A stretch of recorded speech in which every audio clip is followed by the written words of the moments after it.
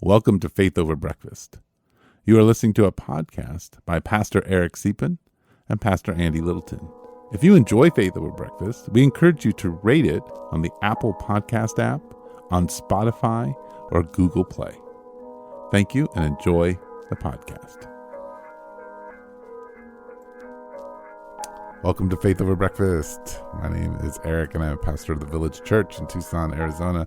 And across from me is my 10-year co-host. 10 years? What? Is this like a day of? No, it's just 10-year plus co-host. Okay. Yeah, and we're in the 10th year, I think, something like that. It's been going on a long time. It's wild. And it's Andy Littleton from Mission Church, the man. He's the legend. But there's no myths. There's no myths. Yeah. It's just Andy. It's all a myth. And we gave you our reading list. Very organized, very laid out, and then 5 to 10 minutes of social commentary at the end. So beautiful. I will give a college try and putting some links for the books, but no guarantees. Yeah, it kind of depends on which college. Yeah, you went to. I went to ASU, so who knows? Okay. Well, thanks for tuning in. Yeah. Enjoy. Mm-hmm. What we're reading. What we're reading. And what people could read this summer. Oh, yes. The summer reading list from Faith Over Breakfast, which is going to require us to have our phones for accurate. I took some pictures so I could remember. I will just be on my. Yeah. So, good old Corey Gilchrist. Hi, Corey. Hey, it was Corey. Good to see your fam out in the driveway the other day when I was when I was walking around the neighborhood. Right, yes. And Corey is someone we love, appreciate, and who asks great questions. And today he wanted to know what, as we're going into the summer, some people might have a little more space to read a book, perhaps.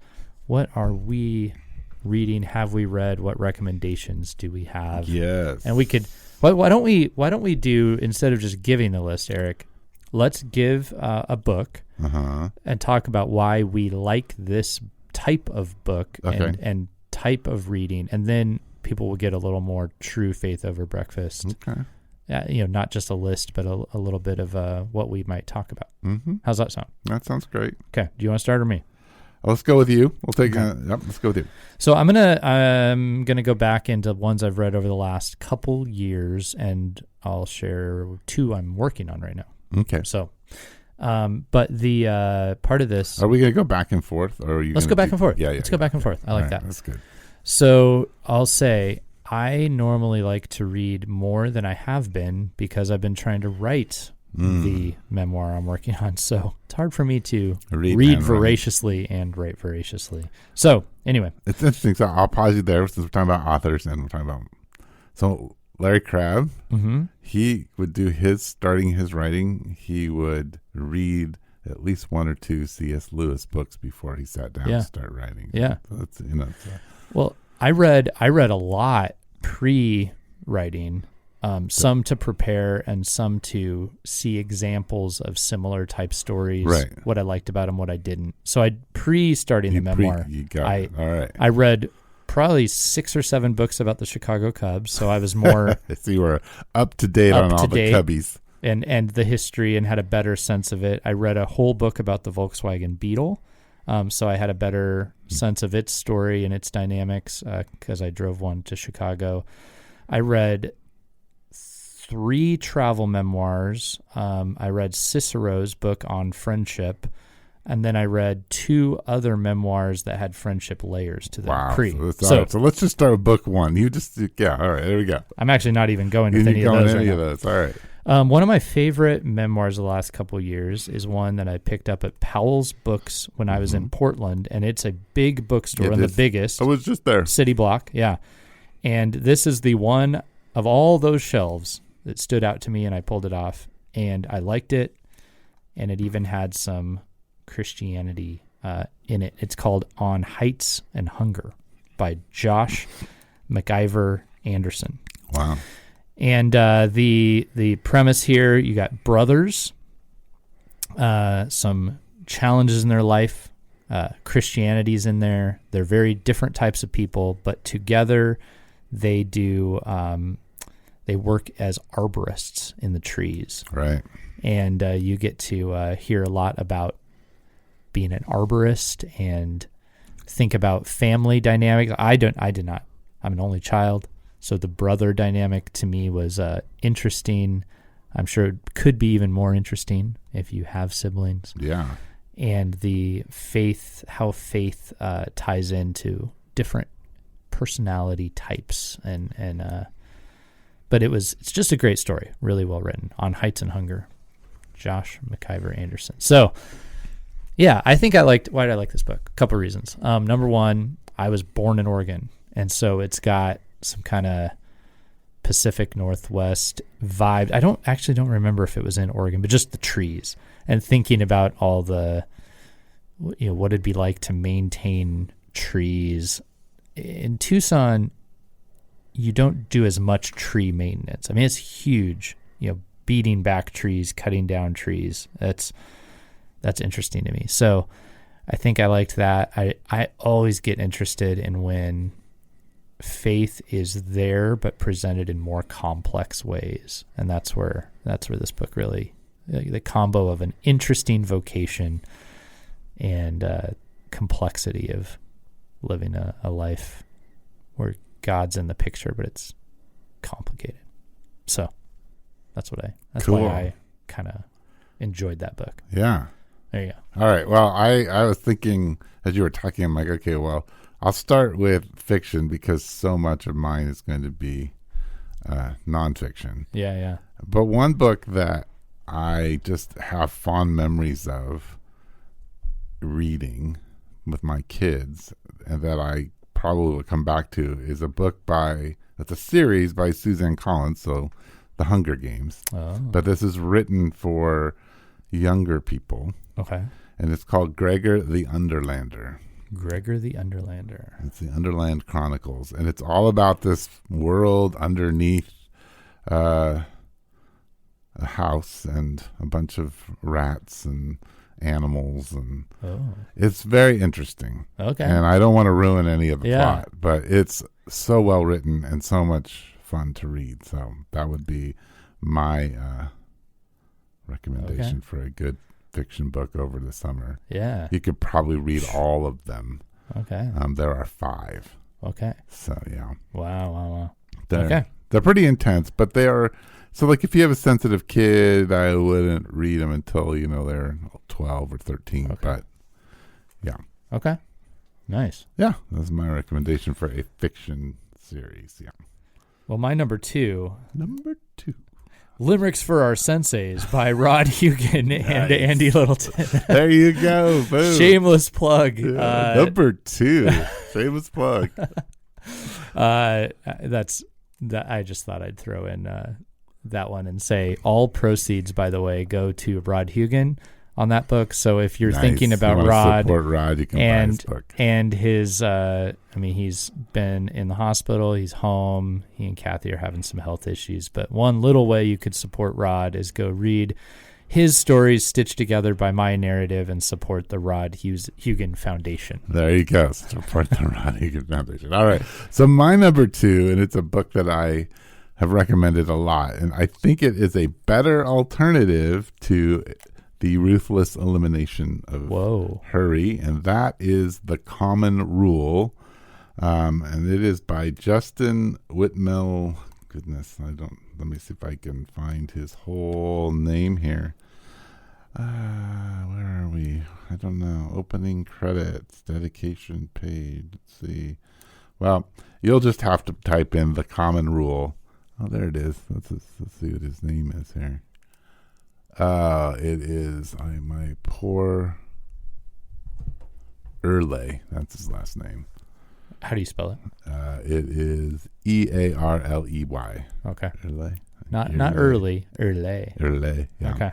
Nice. So it's really good in that my wife read it. Parts of it. Daniel McConnell, youth pastor here, or just pastor here at the Village. He recommends it to everybody. He loves it.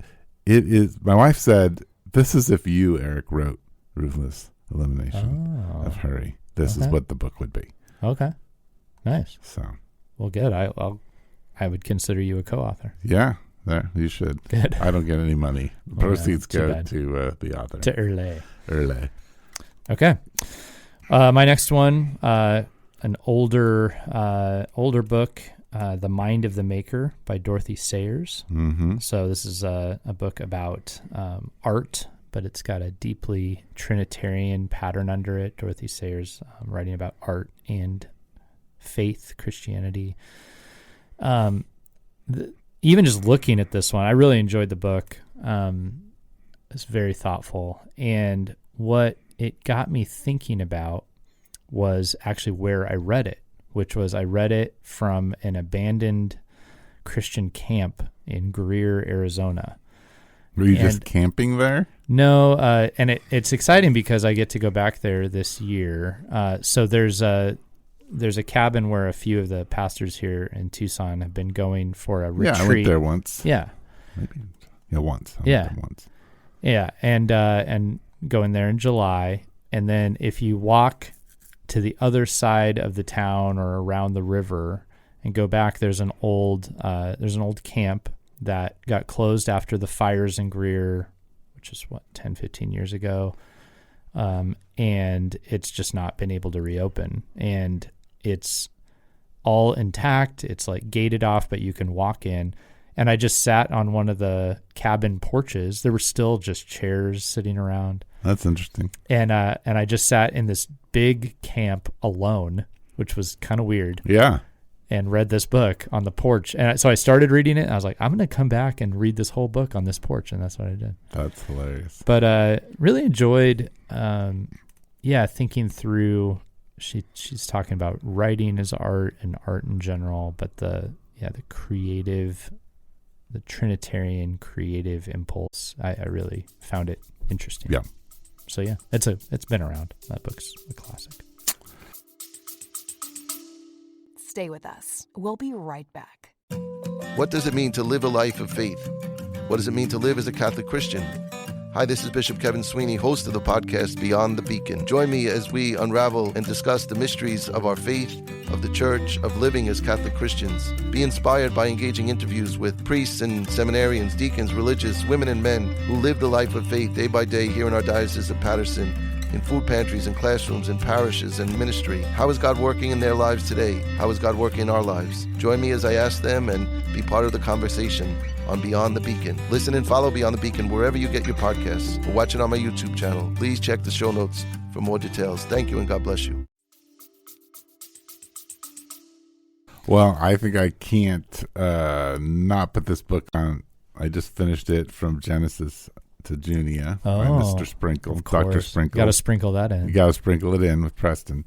I think it's probably one of the better works on understanding women in leadership, and I think it's well done, and it's a very scholarly piece of work that is, I think, a 18-year-old could sit down and read it. A 16, a teenager could read it and be fine. And I think it does a great job of just methodically walking through Scripture and talking about women and leadership and how we understand it theologically and how we,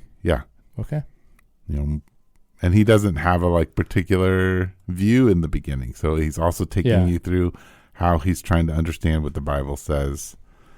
He says he does start out on one spot, but he hasn't spent enough time to really articulate it well. So he's inviting you to come along the journey. His journey. This is one of the books I would recommend that you read audiobook versus.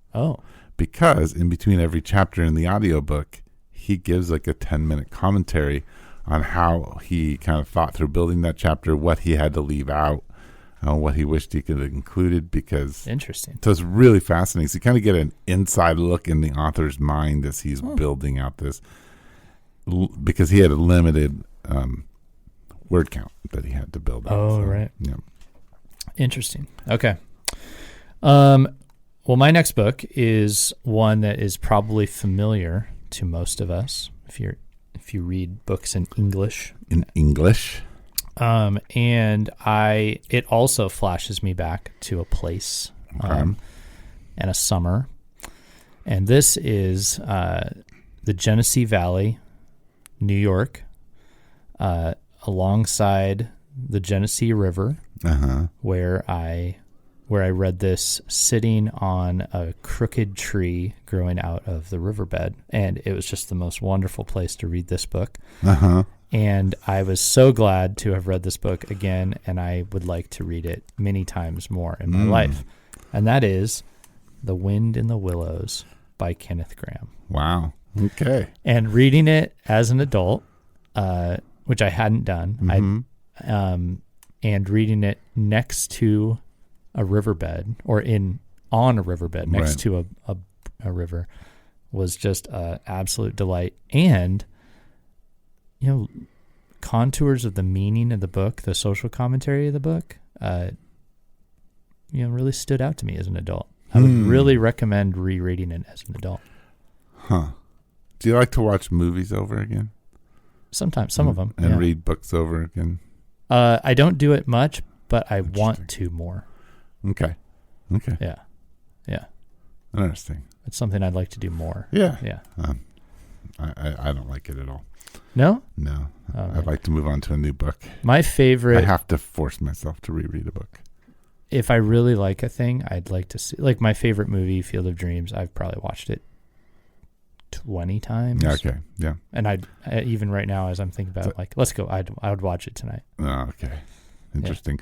Yeah. I have an idea for a show that would be really fun. All right. So the book that I recommended in my sermon this Sunday, and so I will recommend here, is Making Sense of Your Story by Adam Young. Okay. And the way I prefaced it in my sermon, and I think it's true, is that you cannot have a prophetic ministry of comfort and encouragement and strengthening if you do not understand your own story and how God has met you in it. And the example I had was kind of the reason I was using that is it is the handing off of Elijah handing off his ministry to Elisha. So he's going kind of backwards through Israel's story. He kind of, they go from Gilgal to Bethel to Jericho to the Jordan, and they cross the Jordan. So I was talking through the events in Israel's story and talking. It's a complex sermon, but I recommend this book. It's got a lot of ideas. Maybe Adam Young's not the best writer in the world, but you should read it, and you should read it with someone else, and you should talk about your story, because he really helps you kind of face things in your life and think them through and understand how you relate to your family and how God's intersecting and all of that in some really unique ways. And he's heavily influenced by Dan Allender, but he also is, he brings a really nice theological thought to it. And it's a good book, and I would recommend it to anybody. Okay. Well, I'm kind of theming with you here for a second. A little bit. So my next one, and this one I actually started reading because I've had a chance to listen to this author in like small settings a couple times. Sadly, there's another opportunity this year. I don't think I can do it. But this book also was one I wanted to read as part of thinking through my memoir, but I'm not done with it yet. Evangelism in an Age of Despair. So by Andrew Root. Yes. And I haven't read it, but I've heard a lot about it. Yeah, I appreciate Andrew Root's thinking. So it's dense, I would say, because he's going to give you this whole kind of the history. So it's the subtitle, Hope Beyond the Failed Promise of Happiness. So he's going to give you kind of this theoretical story of some people parallel to the whole societal shift into happiness being the central goal and value, and how that has let us down. But you're going to go back into some old French thought and all this stuff. So he kind of gives you a little bit of story, and then he deep dives into French philosophy and the thinkers that shaped the idea that the goal of our life ought to be happiness. And essentially his theory is that we are becoming skeptical of that viewpoint, and we don't really know what to do with that as a people, and that the gospel is it can meet people right there in their, the honest experience that this happiness is not working and that, we're let down, by teaching us to console one another through the ministry of the cross. He's a Lutheran.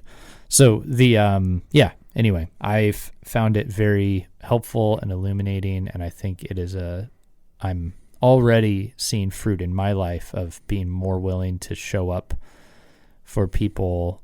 And he's really suggesting people who are outside the church are ready and willing to be consoled, essentially. And so, No, it's good.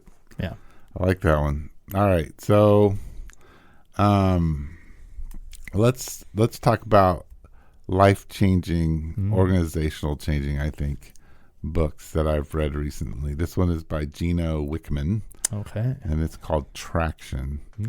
And the beauty of Traction is that it's a business book, but it's a system. The thing that sold me on it, I guess, is I heard someone say, it doesn't matter if your organization has 1,000 people or your organization has one. This book is built for you. I thought, okay, that's great, because I don't have an organization of 1,000 or one. So how do I do this? And the book is just designed for you to gain you can do it in any part of your life to gain traction. So instead of getting like, how do I get to from point A to point B and become this charismatic leader? No, it's not. It's like, how do I just get traction in my organization? How do I get some traction in my life? Meaning, how do I get some movement somewhere in the right direction? And he does some really good exercises that you can take your whole community through. You can take yourself through. Recently, I heard one of our leaders sat down with someone who was struggling and was like, all right, let's just get through this, and kind of walk them through the whole process in like 30 minutes and had assignments for them to, step into that were really clear and easy. So I really like the book Traction, and I would recommend you read it. And I would recommend pastors and organizations read it because it's just really helpful. Yeah. So, wow. Traction is the book I would. Traction. I only have one more. Oh, gosh. Okay. How many more do you have? As many as you want. I've read a lot of books in the last year. Well, I've read more, but okay. I want to spare these people, so one more. From pain. All right. Let me, I might make it a duel. I'll have two more. Okay, that's fine. Well, why don't you share one of them now? All right. So I think I'm going to go with, if you have not read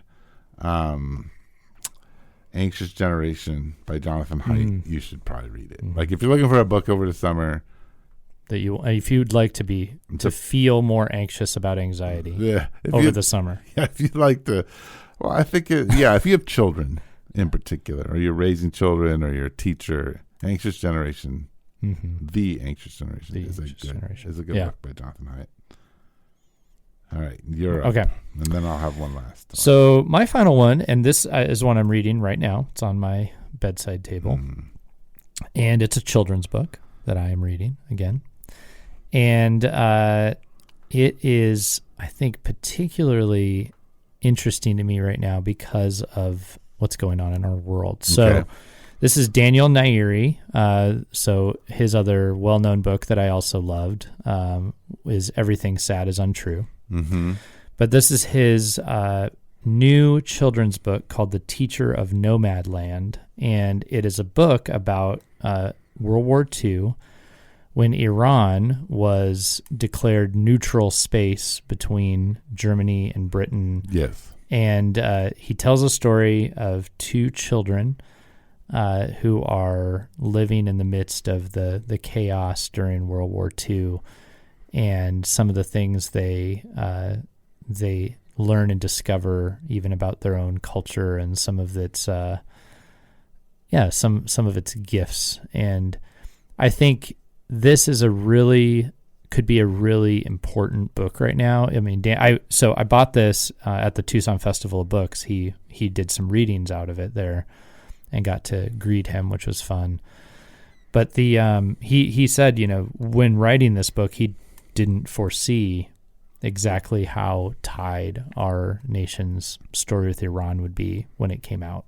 And but to think about an old story that how Iran has been in the middle of things for a long time from the perspective of children from an Iranian Christian is a pretty unique thing you could read at a time like this. And so I'm finding it's interesting to hear him describing cities that I'm also hearing about in the news. Right. As they used to be at another time of conflict. So I just think that could be a really powerful book for adults or families to read together at a time like this. Yeah. I'm about 5 chapters in, enjoying it so far. Yeah, that sounds really good. I guess I'm going to like shotgun you with, let's see here. I need to get. You're going to play an audiobook for us right now? I don't know. How do you pronounce Gregoire? Gregor? I don't know. Gregory? Gregory, maybe? So Shelley Ray Gregory writes with her husband a series of books. One of them is The Good Guy's Guide to Great Sex. And they have The Good Girl's Guide to Great Sex. But they also have The Great Sex Rescue. Okay. All 3 of those, I think, if you have kids or you are getting married or like all this is stuff you should probably be reading to understand the ethos of what you're growing up in and raising children in and what it going to look like if you're getting married, all those kinds of stuff. Okay. Or if you are married and you're starting to wrestle with all that stuff. Wow. So I would recommend those books. There you go. All right. Boom. I went children's book. Eric went sex book. Well, we got all of that. I mean, that's a pretty comprehensive summer reading list. If you read 1 or 2 of those, that'll be great. Yeah. Okay, Eric, I've got 5 to 10 minutes. Yeah, 5 to 10 minutes. Yeah. So let's. When do you read? How do you read? And why do you read? When, how, and why? Okay, so for a lot of time, and we've gotten back into this, I read with my wife. Yeah. And that's usually, unless there's a nonfiction book we're really interested, some kind of piece of fiction. Do you read out loud to each other? Yes. Oh. Yeah. So we've been doing that for a long time. We started with our kids, and then we just continued. Yeah. When we like fiction books. Can't remember the last one we read. I mean, I remember the story. I just don't remember the name. So that's one structure of reading. I tend, if it's a book that I feel like I'm going to need to really dissect it and come back to, go paragraph by paragraph, then I'm going to read it. So I'm going to look at it and read it. So there's that set. Those are, I probably only read 1 or 2 of those a year. Yeah. And that's usually if I'm going to read an academic kind of book. Okay. So something that I would call like upper tier academic book. Yeah. So like the Jonathan Edwards books that you were teasing me about not reading. Yeah. I actually haven't really read all of the Jonathan Edwards ones, but there was a time in my life when I did read those. But, and so there's that. And then the third part is mostly I listen to audiobooks. I try to go back to books. So I don't like to reread books, but there are a certain set of books I feel like I need to have the information at my fingertips all the time. Yeah. So I'm just listening to those books over and over again. I tend to do it while I'm walking at the Udall walking track, while I'm driving the car, while I'm at a coffee shop. Yeah. If I'm not preaching, I'm trying to read more books that week. Yeah. Yeah. And so I probably listen to a good 40 to 50 books a year. Wow. That's so we could have kept going for a long time. From the books. Yeah. For me, I'd really struggle to retain if I read out loud. So I can read, I read to my daughter, but it's a thing, it's a service. It's hard for me to really get into the book reading it out loud. That's just interesting. I'll retain more of it if we read it out loud than talk about it. Interesting. Yeah. Right away. Then I retain parts of the. Yeah. For me, it's, I really need, I could read in a coffee shop if everything if I can hear a conversation over here, I can't do it. No, I'll have to have headphones on. Yeah, I'd have to have something like headphones on. I really prefer to read in like peace and quiet. So at abandoned camps and things like that. Yes, abandoned camps or early morning in a cabin before anyone wakes up. Right. That's how I probably read the best. And I enjoy reading, but that I think it even holds that kind of space for me. It's something I enjoy to do alone. And I wonder if that has to do with being an only child. And that was kind of the role it played for me, is, in my room, kind of curled up in my bed, reading a book. Wasn't really the communal. My mom loved books and fed me books and would read me books when I was younger. So that was fine. That was good. But we would also all sit in the living room. My dad would read a book or magazine or the Bible. Out loud? No. Oh, okay. He would read, I would read. Like, we would be in the same room quietly. And I enjoy that. I just find it kind of difficult to achieve sometimes. I think maybe more now with having a kid out of the house and stuff like that. But yeah, that's probably how it works best for me. And then there was a while where I was reading all kind of like theology, practical leadership stuff, and I've been trying to really get more broad and read more stories and not just always be trying to solve problems and figure things out. I feel like that's been a need for me, is to get caught up in a story more than always trying to assess everything. So that's been something I've been thinking about and trying to change through my reading habits. I think one of the things is that in my family, I grew up without a TV.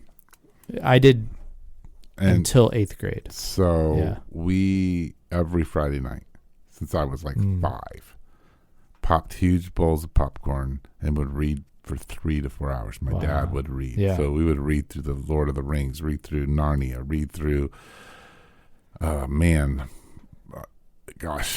just hundreds and hundreds of books that we would, all of the Little House on the Prairie, My experience of not having one until I was in 8th grade, and for us it was socioeconomic. It wasn't by choice. It wasn't by conviction.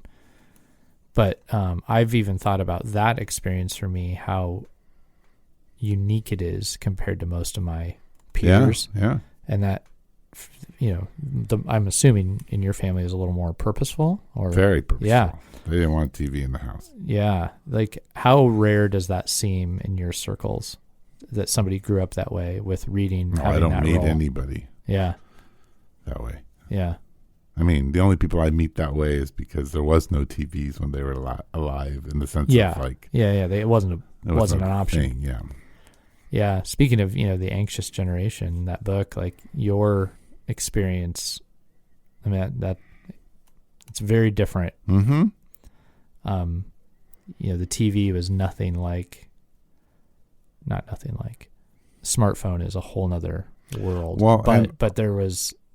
to have been raised without it is interesting. Well, and even like, my wife, who grew up with kind of like TV was a big thing, TV was not child-centered. And Saturday cartoons was special time for children. And also, there were particular shows like the Cosby Show, or where the family would get together. Yes. There was Channel 6, yeah, which, is educational. PBS. Yeah. And so but... And that produced a common story. So, like, my generation does have those common stories of watching PBS or watching Saturday cartoons, and they're all the same cartoons. I've thought about, I think I've mentioned it on this podcast before with music, how there were a couple stations and everybody flipped back and forth between them. Same is true of, people from our generation who did have TV. Yeah, not kid-centric, so that was different generally. And then, you have common shows. So when you talk about Reading Rainbow on PBS, like everybody's like, oh yeah, like it was the only kids show on, right? So I would watch Reading Rainbow, or you talk about Fresh Prince of Bel-Air or something. It's not like it almost everybody from the generation is like, oh yeah, I watched that too. As opposed to now where, it's, you've picked your lane and your path. And I think it fragments us as people, our media intake. Yeah. Being hyper individualized, I pick my own show. Like people will tell me about shows. I'm like, you don't even know. I've never heard of it, nor do I have a streaming service that provides it. Yep. That's so different, and how that's changing our society is really interesting. Well, it is interesting because when you and I are in high school, you're like, oh yeah, the goths, the jocks, and there's all these, the nerds, there's all these divisions, but now it's like, oh, you all kind of look the same, but now you have an internal tribe. Yeah. It's online and it's like curated for you. And very niche in a way. Yeah. Like 10 people that look the same watch different shows, listen to different music, different podcasts, whatever. Yeah. That's really interesting. Well, there you go. There's our little social commentary for the end of this. Thanks for tuning in. Corey, thanks for a good idea. We are always open to those. You can text them through some of the podcast apps. Soon you'll be able to vocally communicate them. We hear. You can email us at faithoverbreakfast.com. Yeah, and at least now I know. At gmail.com. If you email us, or not, I mean, if you text us, we can actually text you back. Hey, thank you, or here's an answer to your question. Okay. Or, hey, we're going to put it on this particular episode, that kind of thing. We weren't able to do that, but I just noticed now that's up on our dashboard, so. That's great. And then, you can always, text Eric directly or talk to him in the middle of his sermon. For me, I prefer an email if you have a question that you want to get here. So that's great. So anyway, thanks for tuning in. Yep, thank you. You've been listening to Faith Over Breakfast with Pastor Eric Siepen and Pastor Andy Littleton. Please share us on Instagram, Twitter, and Facebook. Thank you.